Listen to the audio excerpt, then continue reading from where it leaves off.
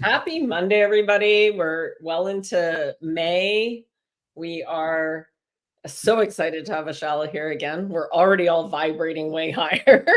It seems Right? When we get together, the three of us, it's just like, woo, instant activation. yeah, it's phenomenal. We have some great we just had a quick conversation about today, and let's just check in first. Ashala, how are you doing? I'm doing great. I really appreciate that we're talking about the new moon in Taurus because, as many of you are probably aware, my life is really, well, it's on pretty much high spin all the time in the last several years. I'm in my, I want to say golden age of my life, I feel. And being a Gemini, I've gathered a lot through my lifetime. And now it's all sort of swirling and coming together in a beautiful way. And it's a lot to hold. And so the new moon in Taurus is about getting us back connected with what grounds and stabilizes us and where we can celebrate being physical form. And so I'm really grateful that this is where we're at. And as we hold space around this new moon energy, we give it the ability, the strength to do what it does best, which is support us in that. So Awesome. Norma Jean? I'm doing awesome. It's these energies, especially these, probably at least since April, has just been so unique in their own way, I guess you could say. So it's there's nothing to complain about. Not that it would make a difference anyways. It's just how do we? It's one of those that's like, okay, well, I'm here, but this is what's going on. So it's finding that balance in the energies, especially since they're so strong, because this is springtime, so everything's springing forth. No matter what that is. And what's happening is I feel that there's a lot of this energy is affecting so many people right now, where just the collective itself is in its own little spring formation with the many emotions and feelings that are going on right now. So it's like you kind of have that, some that are still struggling and some that are like, oh, this is the greatest time in my, to be alive. So it's like, okay, so when you're feeling both of those, it's like, okay, ooh, yeah, ooh. And then trying to focus on what we're in the process of accomplishing ourselves, and what we're bringing forth and bringing out to create new adventures and journeys and self explorations. So I'm doing great. I just got the Eagle song, "Fly Like an Eagle." See, yeah, right. Yeah, it's been good. Spending more time in nature, honestly, and we were discussing this beforehand, that how if we decide, if we choose, and it's our right to choose, but if we choose to spend more time in nature, get ourselves grounded, live in harmony, not just with the moon cycle, but with the sun, we're rising in the sunset, high vibrational food, so that we're nourishing through these upgrades, as we like to call them, right? A lot of people, we've all had a big upgrade in the last few weeks.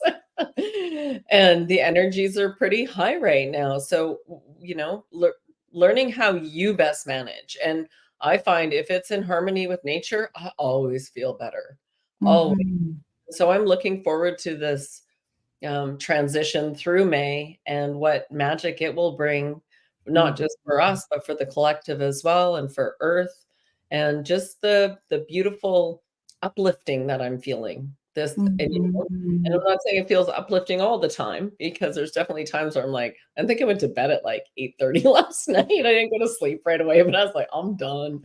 We had a live event yesterday for a microdosing journey for some beautiful souls, and playing, and so that's always ramps me up energetically when those bowls play. My whole crown fires up. Yeah, and you know, everybody got exactly what they needed from it. And that's what's really beautiful about doing this, is holding that space. And Mhm. definitely takes a little bit to hold that container and hold that space for that time frame, and be that support system. And so when we're done that, we always just take time for self afterwards. So Mm. yeah, don't forget to nurture yourselves, people. What Mhm. nurtures you? What fills your cup? And for everyone, it's different. We were talking about dancing and singing Mhm. and like out in nature, swimming, getting your feet in the water, sitting by a river, whatever you're called to do, watching sunrise and sunset. One of my favorite things to do. Absolutely. Mhm. So, Shala, what would the cards like to share with us right now? Yeah, let's look at that. Really? So around this new moon in Taurus energy, I was just speaking before we came on about what I'm aware of with the new moon in Taurus. Um, you know, the new moons are always very in the same sign as the sun. And they are really more about the inward focus around setting the tone of whatever frequency that particular sign is strong in, and also where is its shadow.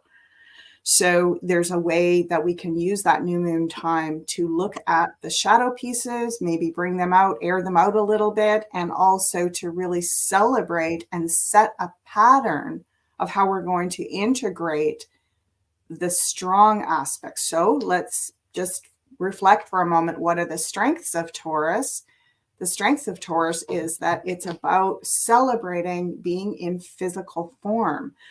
And I know that a lot of traditions, we're trying to get out of these bodies. We're trying to get out of over identifying with the physical. And that is beautiful in a way. We don't want to be overly, you know, I want to say in matter to the point where nothing else matters, right? We're just Yeah. stuck. And yet, once a year, well, twice a year, I guess, we have the new moon in Taurus and then the full moon in Taurus in November. There's these opportunities for us to reset, retune in with our physical form and everything in the physical world, which includes our relationship to nature, to food, to the elements, and how we metabolize all that through our bodies. There's a couple of times a year where this can take precedence, and this is one of those times. So the strength is reconnecting, forming a new bond, a new relationship with the natural world, with your own physical body and your food and the ways that you celebrate in physical form. And then the shadow piece of Taurus, of course, is that we get overly indulgent. We get overly fixated on the physical. And so this, you know, I showed up in my live both this week's forecast and last week's forecast that old addictive patterns can come to the surface. And we want to, you know, we have an opportunity at this new moon in Taurus to really reset those patterns, like reintegrate. Maybe there's some healing we can do this year at this time that we couldn't do last year at this time. Maybe what those addiction patterns are showing us right now is something new that we can integrate, and they don't have to control us the way they did before. So let's see what the cards want to say about this particular new moon. Okay. Oh gosh, love it. So we are showing up as the Emperor. A lot of work and healing around our masculine aspects.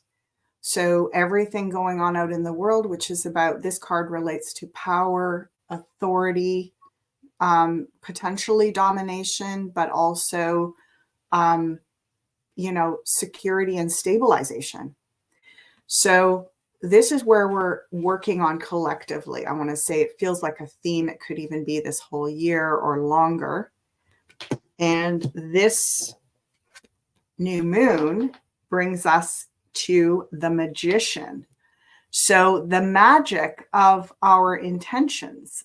You know, the Magician is the one that works with the elements. You've got the 4 elements on the table there. the wand, the cup, the sword, and the pentacle, representing, air, fire, water, and earth. And the magician is showing us how to work with those elements, how to work with almost in a way the senses, and really get the most out of them by attending to them and bringing intention into them. So yes, there's something about making a little space in your schedule this week. Interesting that right now we're showing up as the 5 of Swords. And to me, when you said the month of May is the month of magic, there's the magician. There's the 5 of Swords, which is the 5th month, right? So the number 5. 5 is chaos. 5 is growth. 5 is change. And in that, we can get into that process and utilize that 5 energy, that movement of the 5 energy, to do some big healing, particularly in our physical bodies. And interesting, we're really being brought back to what happened in our relationship to our physical bodies around age 5 to 6. This is our advice. We've got 2 children cards. Wow. The pages are always children related or childlike beginner approach, and that's around physical habits, lifestyle, diet, health, our relationship to our bodies, our relationship to nature. And I'm getting, the 6 of Cups is a very sort of inner childlike energy as well.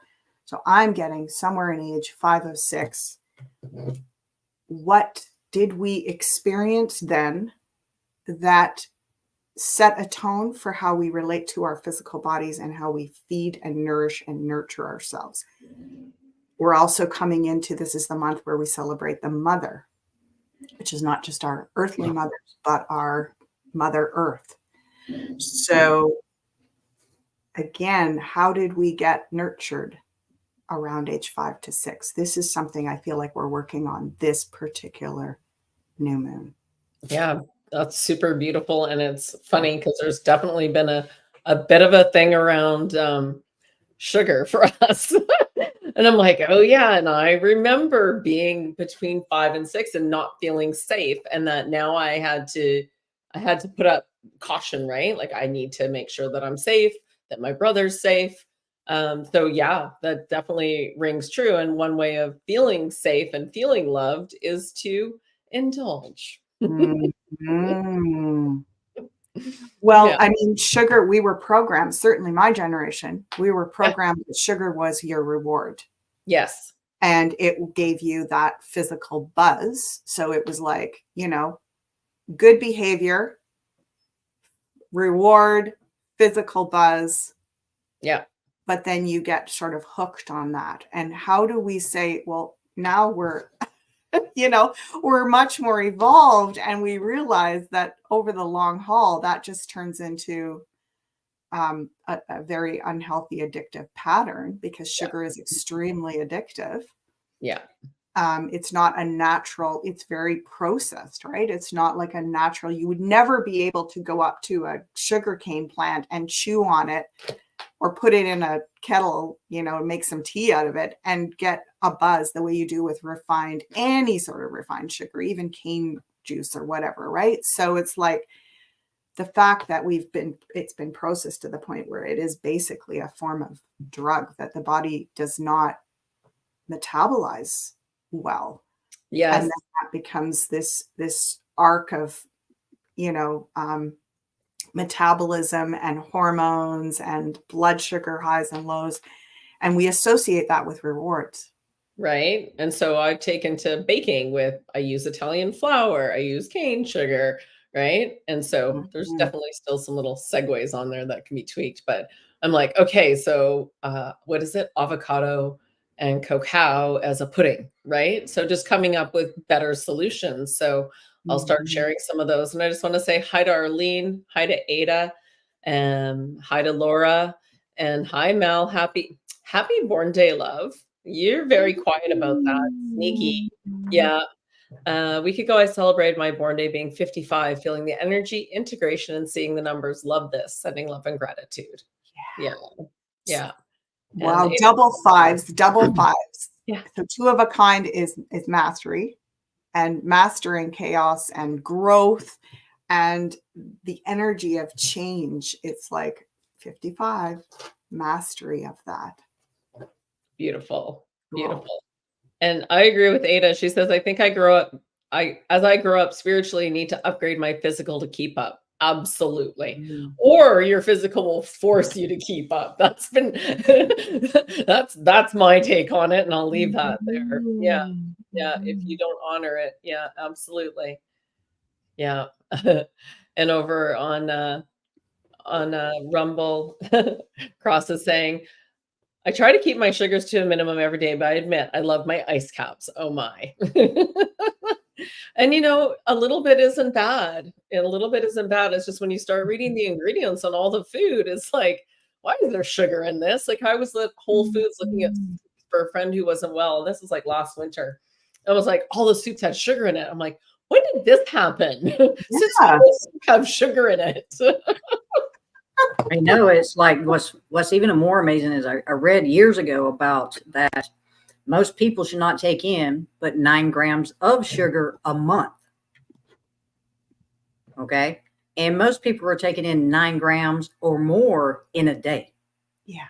Yeah. Just depend on, given, how it's made, how much sugar they put in it and things like that. So, that's the reason why more and more as time went on, you began to see more obesity, but definitely an uptick in individuals that were having issues with type 1 diabetes, type 2 diabetes, because we were overloading our glucose systems. Yeah. So when we look at in an association, going back to the age of 5 and 6, I really can't think back that far. But what I can do is I can look at that and say, given the story that T just spoke on, is like, at those times is one of those you reflect on, what was it as that child between 5 and 6 was I missing that I utilized that pleasure of sugar for what I was lacking in, attention possibly, in those loving, actions, so to speak. Yeah. And so it's like I said, I can't remember that far back. I know that at that time, my mom was better about not giving us so much sugar. But it was one of those that as I look back, because my go-to is hot chocolate.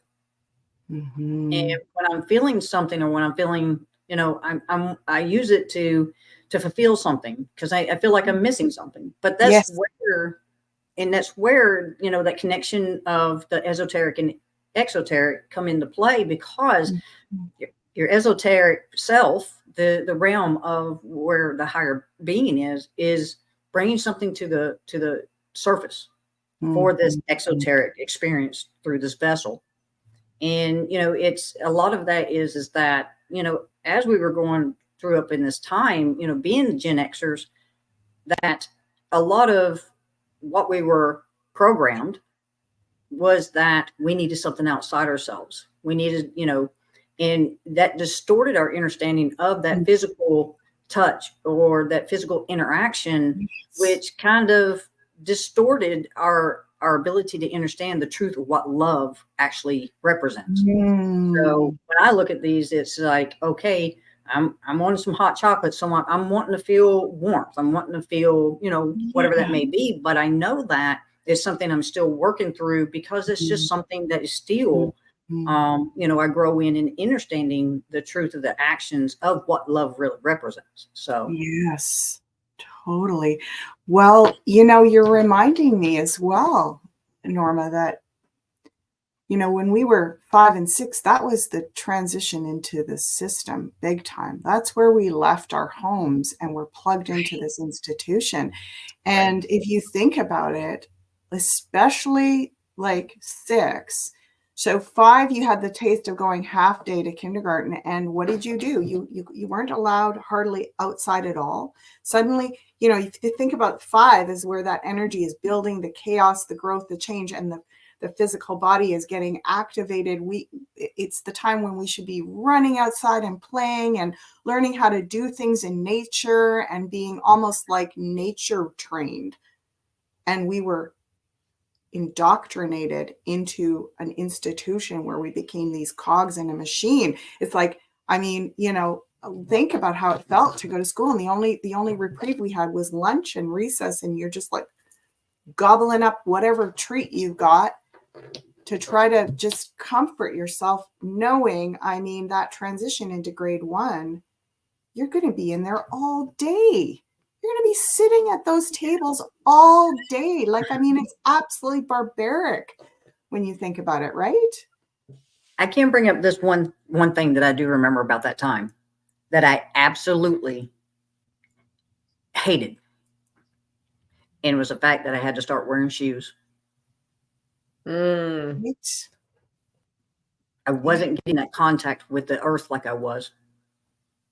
And I didn't like it. You could tell because it was like, oh, something felt like it was missing. So where therein lies, whenever you talk about those conditionings that we were put into, that's where it really ultimately began, because we were lacking that connection with the earth because we was having to wear shoes. First off, we were being put in an environment that, you know, other kids were in, so that we all could be, you know, in that space and place of, you know, those times of being altered and changed from our original state of being. So now that, you know, we've sat here and talked about this, it's like, oh yeah, I remember at least that much, that I did not want to wear shoes. I complained every day for a long time. I don't want to wear shoes. But as soon as I got home, they came off. You know what's really interesting too is we were freaking excited because it was built up to be such a thing, to be a big kid now and be going to school. And then it's like, well, I can't not like it because I'm supposed to like it, and then I don't fit in. And so it's really a push-pull going on, right? Yeah. Yes. Oh, There's found that. a pinpoint. And I mean, it's one thing. It would be one thing if you think about it. It would be one thing if we were just in a room and like doing stuff and playing games and stuff like that all day. But we had to sit at desks. We had to sit still and not move and not talk for hours. I mean, it's just, it's wild to think about it that way. And also to think that throughout all of human history, that's virtually never happened. Like, even say our grandparents and great grandparents, if they were out, you know, on the land, farmers or whatever, it's like your kids went to school when? In the winter, right? Mm-hmm. And maybe just for a few months of the year, the summer, they had to be home because they had to be working out in the farms and the land and stuff. It's like this artificial put children indoors under artificial lights with their shoes on, pretty much strapped to the table, because you weren't literally strapped to the table, because if you got up, you got the strap. Like, I mean, it's kind of crazy to think about how extreme that was, and that we lost touch with our bodies. We lost touch with our bodies. Right. So there. This is a good reminder. And guys, we're just unpacking this live for you. Yeah. I mean, what do cards like to say about that? And I had problems with my feet cramping because of that. Yeah. Yeah. So it's a lot to undo because of that process. It's a lot to undo. Yeah. I just 3 cards. Well, look, 4. Okay. So there's that guy again. So the natural part of us would have, like, I'm hearing that we really, between 6 and 8 is when we really would have come into our relationship to nature. That's the years where we would have had enough freedom to be out exploring. And even like we could have learned a lot of natural skills. What I'm hearing is in you know, traditional nature-based, like indigenous communities, anywhere from 6 to 8 is where you really got trained in how to relate to your environment. You learned how to work with everything from food to making clothing, making things, building homes. Like, you learned how to work with your hands. and have a relationship with your surroundings, and Wow. you weren't physically able to move like that. You know, you had the dexterity, you had the intelligence, you had the problem solving skills, you had the physicality. Like, how awesome. Little 6, 7, 8-year-olds, if given free reign and some guidance, can really like come into their relationship with the natural world and the physical world. So this rules and regulations around, it's also about, you know, fearing getting in trouble. Like you said, Tanya, you know, we're supposed to like this. It's been sort of programmed to be this thing that is again, another reward. Right? You I'm know, a big kid now. you get to be strapped to the table and not allowed to do anything and not go outside all day for years on end. Guess what? You get to do that. Well, And it's that was the funny. first form of separation too, from nature and from your family, your parents. Yep. Depending on whether or not you were in daycare before that. Yeah, Yep. which is the pre-programming. Pre-programming. Well, and it's funny because Jade, the whole time in elementary school, the teachers kept saying, "Oh, she's so disruptive. She's so disruptive." And I'm like, I'm not there to help you.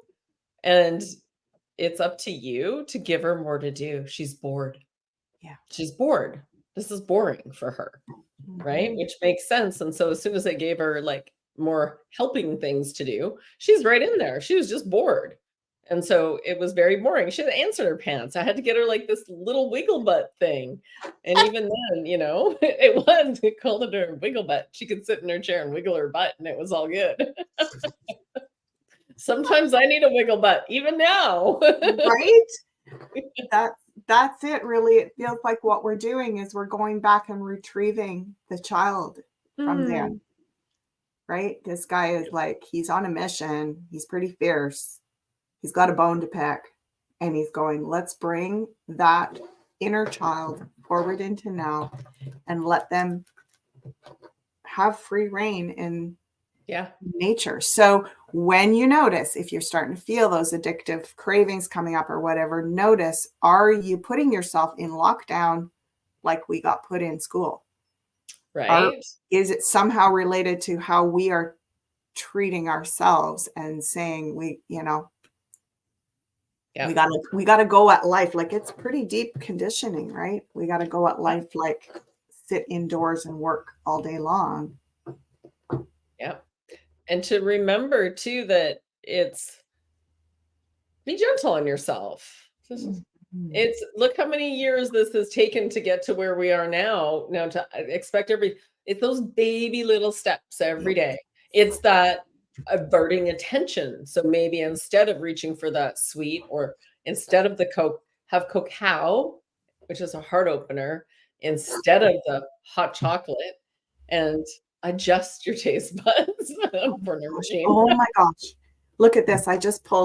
You were saying that. I just pulled 3 aces. Woo! And power.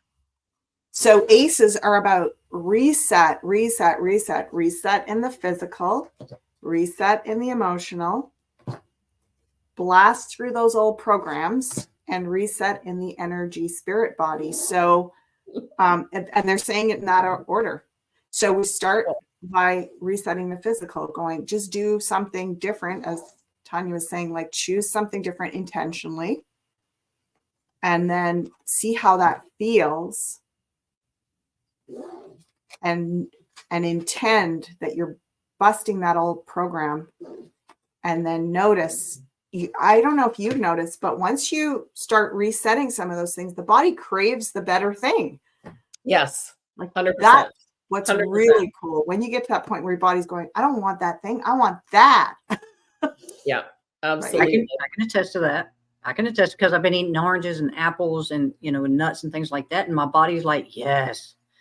And, a lot of this, as we speak about this, and what I'm getting from this, even with you pulling the card before that, it was, if there's anyone to be sitting here, if there's a generation to be sitting here talking about this, it's us. Gen X, because we came in that transition period into, which helps us to understand what's taking place right here, right now, because we can sit here and we can tell you, we went through this. We know the programming. We know what we're having to undo from that programming. And we can sit here and we can talk about this and do it openly and freely because we know we were in it. We were a part of this. Yeah. And, you know, when we bring this forth, you know, a lot of this right now for me is, you know, as adults, this is where we begin to make those choices and understand how to do that. But for me, this is for the kids now. If you're listening, if there's anyone that's young, that's hearing this, listen to us. We're not just sitting here just speaking about things just because we can. We're giving you the understanding that we did not have during our period in time that we went through, and now we're having to bring ourselves out. And we're here giving you this information so that you never go into that. You stay within. You never come out and go into those, you know, those conditionings and, you know, those manipulations and things like that. So this is beautiful that we're sitting here talking about this, especially as you have kids, you know, or, you know, younger adults having children of their own, and give them this chance and opportunity to make different choices with their children. Yeah. Absolutely. Absolutely. And, you know, it's interesting because I'm a bit older than both of you. And so I even had like a bit of the earlier, like growing up in the 60s program. And then the ones that grew up in the 50s, you know, post-war programming, like it was all about, let's get everybody institutionalized now, right? Let's get everybody in the grid and lock them in there. And what do we use? We use this formula of school. You go, you know, you can't not go to school anymore. You have to go to school. And then we've got sugar, and then we had television introduced. And so, you know, I was just talking with a friend who's my age, and we were talking about how watching, even through the 10 formative years for us between, say, you know, 4 and 14 or something like that, how much all of that tightened in. Like when we were littler, there wasn't as much TV. TV used to shut off at 10 o'clock at night. Like, you know, yeah, there just wasn't. And then by the end, by the time we were in our, you know, adolescent and young teens, it was like kind of a free for all going on. Like there was just a programming coming in, the media, everything was full on. And same with even access to, like, say, you know, my parents and grandparents didn't have as much access to stuff like sugar and candy. You got that on a special occasion. We went every day. We went every day on our recess. Penny candy. Penny candy. I mean, we filled up those bags. It was like, I mean, you had the money, it was available, and you just hooked into that system. So and now the generation, as you were saying, Norma, the younger generation, the way they're getting pulled out of their bodies. I mean, in a way, I want to say perhaps they've kind of navigated a bit around the being totally hooked on candy and sugar, hopefully, because if there's more awareness, it's not good for you, right? But now we've got, you know, cell phones and devices. And so that's the latest thing to program people out of their bodies and out of the natural world. So, absolutely. Yeah. And so now we can talk about the baby boomers, right?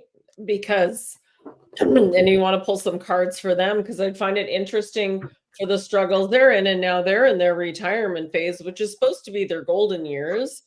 And all of a sudden, all the grandparents are being put in homes because everybody's so busy with life. They don't have the ability or capacity to take them into their home. And then we have Alzheimer's rampant. And I caught a really interesting video talking about margarine and how margarine is one molecule away from, I can't remember what it was, but plastic. That's what it was. Okay, well, this is kind of cool. This is kind of cool. I'd love to see what they say. One of the cool things about the baby boomers, yeah, especially the later ones, that's where I fall. I think I'm literally born on the cutoff year, or within a year of the cutoff year, is that, you know, in a way, there's a little bit of a bridge. And I actually get that some of the baby boomers, particularly the later ones, or the more, I want to think, evolved ones, the evolved baby boomers, there could be a bit of a revolution. They could be leading a bit of a revolution around new ways of relating to, like, for one, longevity. And what is like we expect that we're going to have a high quality old age.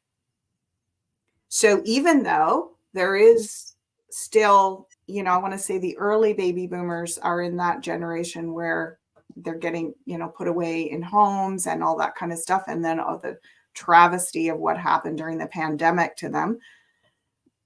But we've got a level of, as I said before, the evolved baby boomers are going to be basically insisting on a different version of old age, and they could set the tone for upgrading. Yeah, I'm getting that community, to be communities. Yeah, and to say we don't have to go downhill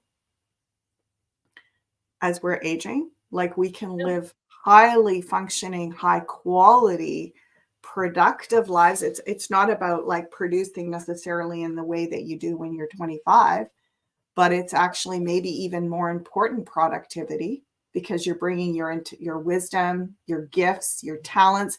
I remember talking to another fellow my age, and he was saying, well, it's about 50, it equals out. He has a farm and he does a lot of outdoor work. And he says, I can't do some of the stuff I used to be able to with the endurance that I had when I was in my, 20s and 30s. But he said, I'm smarter now at doing everything. So that makes up for what I don't have in terms of physical stamina. So that's what I'm getting. We're actually doing a reset of how we integrate aging. Yeah. And again, it goes back to being out in nature and eating well. This will go for every generation.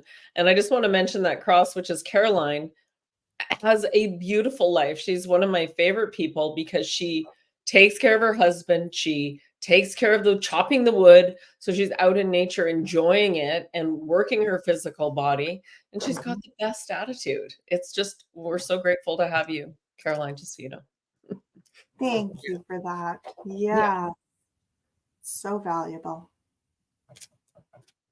Yeah, as we continue to have this conversation, I think it's very powerful and very beautiful that we are, because as I see it, and as this conversation keeps going, it's like I can look back now and understand how that programming took place ultimately, what took place and how it was set up and what it was meant to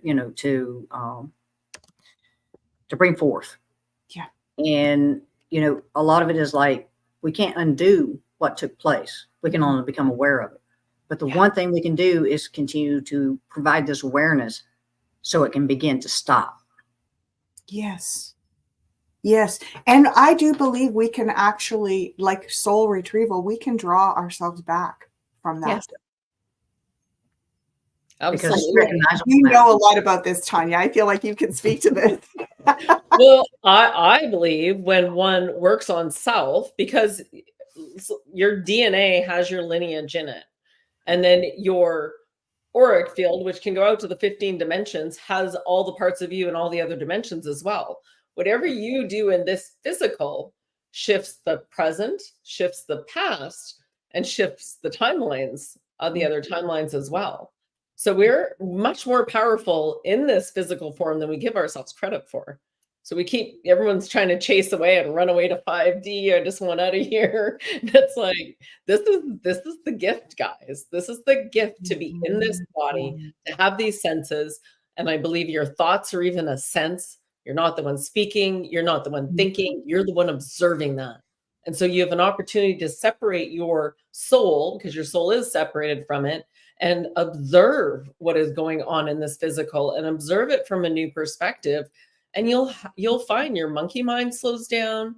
You have a different perspective. You broaden your perspective. So now you can see, oh, we're all so connected. even though I don't agree with what that person's doing, I have no idea what happened to them and how they were raised and how they grew up. So who am Mm. I to judge them? For when I Mhm. judge them, I'm also judging myself. That's And so it. this soul retrieval, which we're discussing, is those little particles you left behind in these trauma points. And Mhm. there's many modalities for bringing this back. And so we've Yes. talked about this in this inner child work and calling all of your energy back and calling yourself back. So there's many, many ways to do it. Biofield tuning is one. I have a new toy coming in, a green laser, which comes from a woman who's in a really good friend. And I don't usually adapt to physical things. I'm always like, no, I can do that energetically. But this one in particular, when she told me what she got out of it for resolving childhood traumas, I was like, oh, and you can do it at a distance. So it's one of those things where it's like going to speed it up. So yeah, Mhm. absolutely. Whatever resonates with you, whether it's meditating or working with a practitioner that resonates with you, or just, trusting and asking for support. Oh, I don't know what to do about this anymore. Can you help me out? Show me, guide me, and then be that observer because those signs will come in. You just have to observe them. I'm hearing from our guides. Yeah, interesting. Uh, I'm hearing that as Norma was speaking about not having a lot of memories, that the points that we remember are actually points where we were activated and we were there. Us now were there then. So the Mm, reason we remember those times is because those were like portal moments where we actually were present. Our current version of us was present. So then we can literally intentionally go back in to those memories. And what I'm hearing is that we think we're going in and we're going to like be the big heroes and come in and be like, oh, hello, little inner child. I'm going to fix you and make it all better. And let me do this, this, this, and this. And they're saying, actually, that child has a wisdom for us now. They have a gift for us. We have a gift for them. So just like when you go in to work on healing with a person, instead of going in and saying, I know what's wrong with you and I'm going to fix you, you start by being curious and going, if you can connect with that child at that moment in the memory and just be curious and just say, hello, little one. I really admire you and you are such a beautiful being. And tell me what's on your mind, what's on your heart. What do you need and what do you have to share? And just, I'm getting chilled all over when I say it because they're saying, get curious and hear the wisdom that comes out of that little mind and yeah, heart. And yeah, then you can work together on retrieving and healing and integrating. absolutely. And accepting and allowing. Yeah. Yeah. Mhm. That's And beautiful. I keep saying this when it comes to any healing work, that when you're working on someone and they then trust outside of themselves yet again for a solution, that is not the way forward. So, and I feel very strongly, and I speak about it all the time. I am Yes. here to show you what feeling healed feels like. And I give that frequency to you. It is up to you to Mhm. integrate and incorporate it. Otherwise, you're going to be on that cycle and that wheel. So Mhm. you must choose to change and shift. If you Mhm. don't, then that's going to be the cycle that you're on, is you're constantly going to need to be fueled and filled. And it Yeah. can be really uncomfortable. But once you take those steps and do those small moves each day, just little integrations, all of a sudden within a month, you've got 30 days under your belt and you got some new habits and things are shifting for you. And Mhm. yeah. Mhm. So definitely when I'm working with people, I wholeheartedly agree. Norm and I talk about this all the time. Can't do it for you. Doesn't work that way. It's so fascinating what I'm hearing because I have a memory from when I was little. And it's actually a memory of going to summer camp and we were allowed, there was a thing called the tuck shop or something. I don't know. Anyway, it was a place where you could go and get the candies on your whatever day off or something. And it was interesting because we would go and like look and like talk about and think about what you were going to get with your whatever it was, like back then 10 cents or something. But it was like a really big strategic operation, right? It was like, how much of this can I get for that? And like, it's funny when I think about, like, I knew that it made me feel yucky. Like I knew that it actually made me feel kind of sick. And so that part was kind of gross. And there was something weirdly like this is how I get to manage my money. It's almost like I'm getting this feeling that my inner child is saying, like, that was me getting creative with how to work with what do I get to buy with my money? Because it's interesting. Taurus is also about money. And so it's like where we spent our little nickels and dimes and what did we have on offer, right? Can you imagine if we actually had like really cool stuff like crystals and, superfoods and like, and then we got to like, you also got to be shown how to work with that stuff. Like, I think it was just part of why we went down those rabbit holes with sugar and candy and stuff is because that's all that was presented. Like, what else did we have? Right. Right. It's like, that's where you got to spend that's what everybody did with their money. And it's like, if we'd had so that's what I'm being shown. I'm seeing my little 7-year-old and going, wow, look at you. You just spent all day calculating and planning how many jujus and jawbreakers, Right. Sugar daddies, and you trade those in for such. It reminds me of even at Halloween when you're bartering for the candy you don't like with somebody else, right? But I'll give you 3 of these for one of those. And like, if we actually had some cool stuff that we were given to play with, right? Like some cool things and cool foods and like, ways of making things. And it just feels like that was the frequency that we were shown is where you got creative. And so there's something about, we're still not really upping that game in terms of when we have money to spend, we go out to whatever, the bakery and get treats, or we go and get an ice cream, or we go and have a drink at the pub or whatever. It's the same thing. It's like, where do we spend our little nickels and dimes in order to get connection, right? And it's amazing you bring that up, because I do remember a time that, my mom had started working. So I was about 11 or 12. So we would go to the babysitter after we would get out of school. Now, I remember we used to walk across the street up to a lady's house where she sold candy out of it. Okay. Which to me, once I think back on that time, I'm like, that's weird. That's strange. But it wasn't. Because then you begin to understand the environment of the neighborhoods that were being produced at that time, given what was going through and manipulating, how those neighborhoods presented things to the children that were a part of them. So, you can get this. Well, I can get into this very deeply and recognize and realize what was taking place, even though it's something that's coming to me now. But I could see the plans, so to speak, to how those manipulations were coming in, depending on the environment of those neighborhoods. And we know those neighborhoods, they varied widely. Mm-hmm.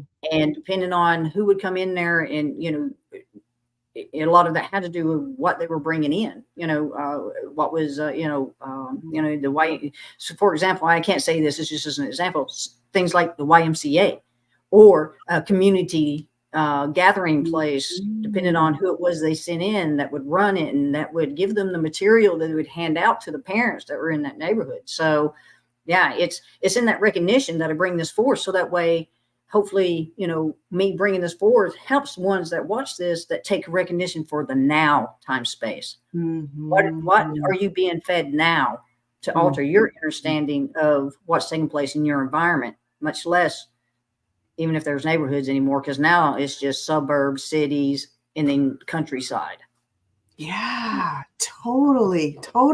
I mean, it's just actually, it kind of boggles the mind when you start remembering back and thinking, like, even what did we have to choose from in terms of stores in our neighborhoods? Like, you had the corner store. All they sold was, cigarettes, candy, junk food.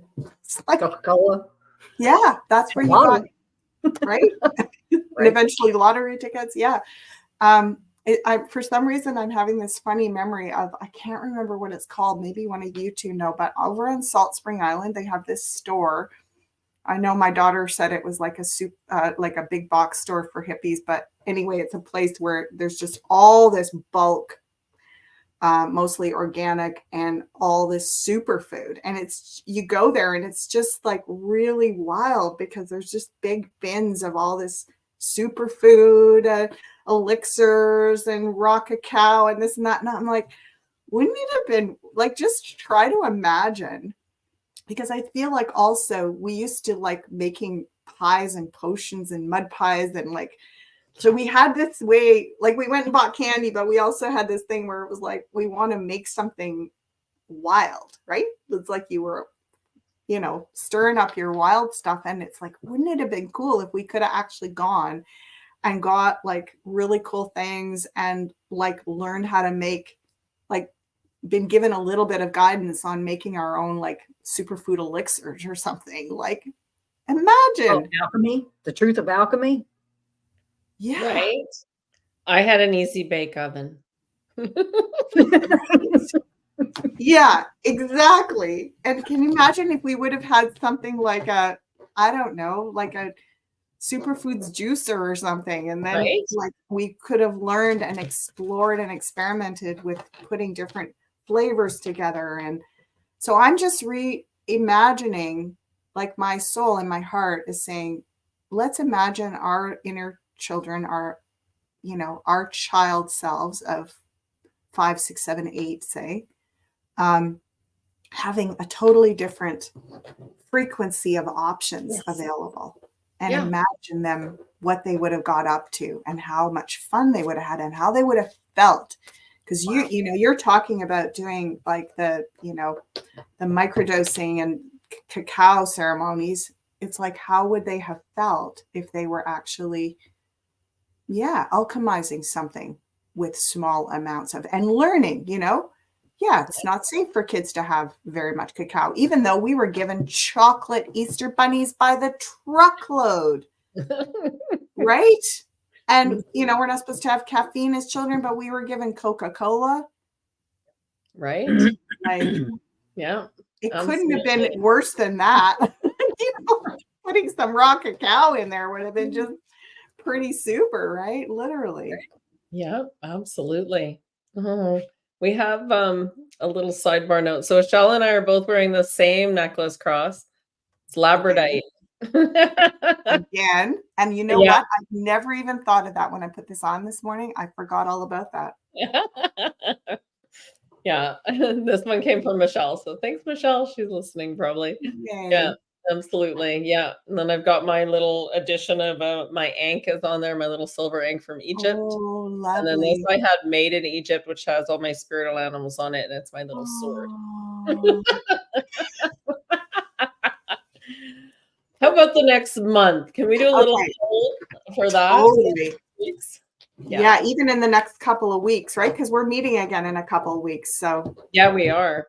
Yes. We can I'll look at sort of the month, but with extra emphasis on this 2-week period between now and the full moon.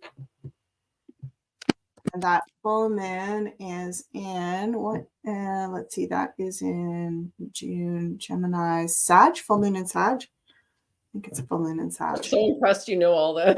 Well, the way you tell is full moons are facing the sun sign. So if the full moon is after the 20th or 21st of the month, it's this, then you go to that sun sign and then you go to the sign opposite it. And that's how you know where the full moon is.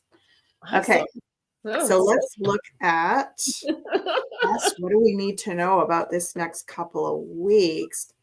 Whoa. Okay, interesting. It's a lot what I actually got in my live forecast this week. Same cards even. You can go check that out. So we're moving out of troubled water. We are going in the right direction. Good processing, good communication. We're on the right track.